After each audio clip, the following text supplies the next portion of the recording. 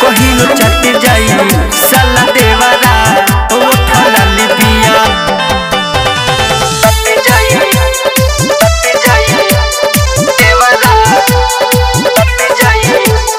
देहिया में अगिया लगता है पिया, धक धक धड़कता हमर जिया।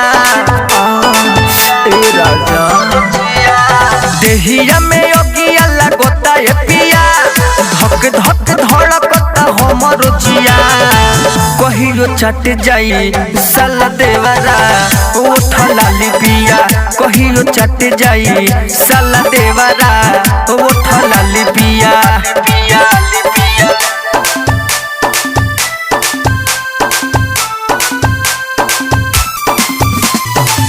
कहियो चट जाई साला देवरा ओठा लाली पिया।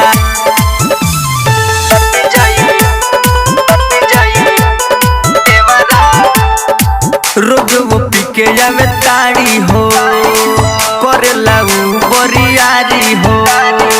करिले हम जब माना हो, खिंचला उ हमर साड़ी हो। रोज वो पीके जावे ताड़ी हो, करेला खूबे बरियारी हो। करिले हम जब माना हो, खिंचला हमर साड़ी हो।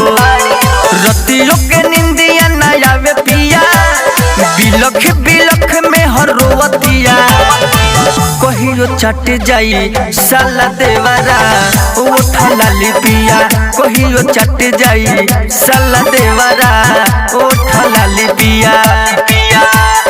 खुशबू रिकॉर्डिंग स्टूडियो कहला बिशनपुरा बाजार, मिक्स बाय इमाम बाबू।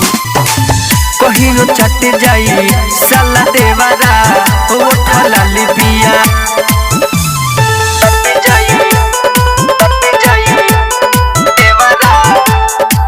करिले के तनो माना हो, लुटल चाहे खजाना हो। कौन बहाने घरे आजा हो, सुनो ये हमारे राजा हो। करिले के तनो माना हो, लुटल चाहे खजाना हो। कौन बहाना घरे आजा हो, सुनो ये हमारे राजा हो। गुड्डू सोनी मामा पिया, तोहरे असरा में रोवतिया। कहियो चट जाई साला देवरा ओठा लाली पिया। कहियो चट जाई साला देवरा ओठा लाली पिया। देहिया में अगिया लगता है पिया, धक धक धड़कता हमर जिया। कहियो चट जाई साला देवरा ओठा लाली पिया। कहियो चट जाई साला देवरा ओठा लाली पिया।